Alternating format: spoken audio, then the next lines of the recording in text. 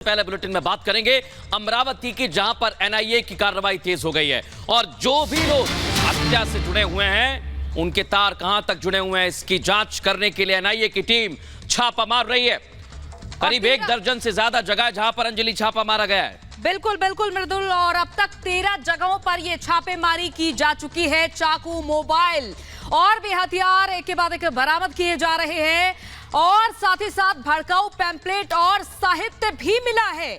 तो कई अब तक यहां पर तथ्य मिल चुके हैं, बिंदु मिल चुके हैं और इसके अलावा कई यहां पर चीजें मिल चुकी हैं, जैसे कि साहित्य मिला है, भड़काऊ पैम्पलेट मिला है, चाकू मिला है। तो 13 जगहों पर एनआईए की टीम ये छापेमारी कर रही है और कई बड़े खुलासे के बाद एक हो रहे हैं। और बड़ी बात यह है कि ये भड़काऊ पैम्पलेट और साहित्य मिलना यह बताता है कि एक साजिश रची जा रही थी, एक ऐसी साजिश जिसमें हत्याकांड को अंजाम दिया जाना था और उसे अंजाम भी दिया गया। लेकिन अब इनके तार खुलने लगे हैं।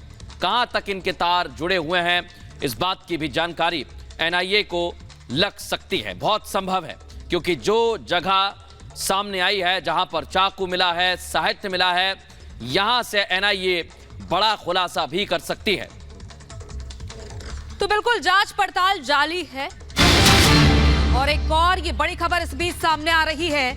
अमरावती कांड में एक तरफ बड़ा खुलासा हुआ है और एक और ये बड़ी खबर, रहबर एनजीओ को अंतरराष्ट्रीय फंडिंग, विदेशी फंडिंग के सबूत मिले हैं। मास्टरमाइंड इरफान का एनजीओ है ये।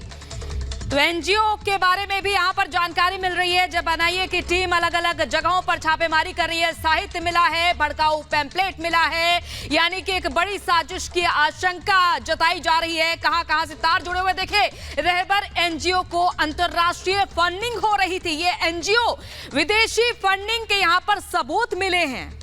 और सीधे रुक करेंगे, हमारे सहयोगी दीपेश हमारे साथ लाइव जुड़ गए। दीपेश, एनआईए ने छापा मारा है, क्या क्या खुलासा हुआ है बताइए। बिल्कुल मृदुल, देखिए एनआईए की टीम कल सुबह 6 बजे से लगातार अमरावती शहर में घूम रही थी और जो जानकारी है वो ये बताई जा रही है कि 6 टीमें एनआईए ने बनाई थी और इन 6 टीमों के द्वारा पूरे अमरावती शहर में उन 7 आरोपियों और इसके अलावा और जिन जिन लोगों का कनेक्शन इस हत्याकांड से जुड़ा हुआ है उन सभी पर सुबह 6 बजे से देर रात तक छापामार कार्रवाई चलती रही है। जो जानकारियां निकलकर सामने आई है वो ये बताई जा रही है कि जो मुख्य आरोपी है इरफान, उसके घर से 4 सिम कार्ड और 3 मोबाइल एनआईए की टीम ने जब्त किए हैं और उसके बाद अब उनकी जांच पड़ताल तेज होने वाली है। इसके अलावा ये भी बताया जा रहा है उन 7 आरोपियों में से एक और आरोपी है जिसके घर से 3 चाकू भी बरामद किए गए हैं, उसको लेकर भी जांच पड़ताल तेज होने वाली है। इसके अलावा एनआईए की टीम कई और एंगल्स पर जांच पड़ताल करती हुई नजर आ रही है। जितने भी लोग हैं उनके घरों पर छापे मारे गए हैं, उन 7 आरोपियों के घर छापे मारे गए हैं। इसके अलावा इससे जुड़े हुए कुछ और लोग हैं, उनके घर पर भी टीम पहुंची और कल सुबह 6 बजे से लेकर देर रात तक ये पूरी कार्रवाई चलती रही।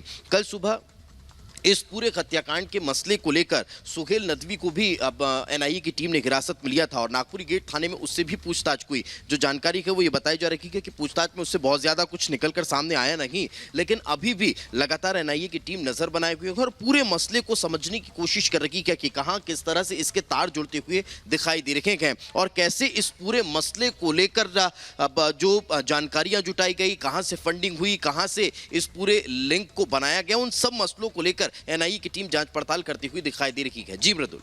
बिल्कुल दीपेश, और क्या जानकारी मिल रही है रहबर एनजीओ जिसके बारे में ये देखा जा रहा है कि अंतरराष्ट्रीय फंडिंग होती थी, एनजीओ आखिर कब से चल रहा था? बिल्कुल, बहुत लंबे वक्त से ये जो रहबर एनजीओ है वो संचालित हो रहा है और इस पूरे मसले को लेकर भी एनआईए की टीम जांच पे जुटी हुई है। ये जो रहबर एनजीओ है उसका संचालन इरफान कर रहा था और इरफान ही इस पूरे हत्याकांड का मुख्य आरोपी है। जो व्हाट्सएप मैसेज उमेश कोल्हे ने उस ग्रुप में डाला था, ब्लैक फ्रीडम ग्रुप में, उस ब्लैक फ्रीडम ग्रुप से उस मैसेज को यूसुफ नाम के शख्स ने उठाया और रहबर एनजीओ को दे दिया। रहबर एनजीओ के संचालक का जो इरफान है उसने इस पूरे फिर हत्याकांड की साजिश को अंजाम दिया है। इस पूरे इस पूरे मसले को लेकर कहीं ना कहीं जांच पड़ताल तेज होती दिखाई दे रही है। इस पूरे मसले को लेकर बातचीत अब और आगे बढ़ती हुई दिखाई दे रही है। बिल्कुल, इस वक्त हम बिल्कुल दीपेश, उस आपके जगह पास पर लौटेंगे। देखिए, एक के बाद एक खुलासे हो रहे हैं ना, ये जांच कर रही है और इन खुलासों से ऐसा लगता है कि पहले से साजिश रची जा रही थी। कौन कौन इसमें शामिल था, इसका लगातार खुलासा होना बाकी है।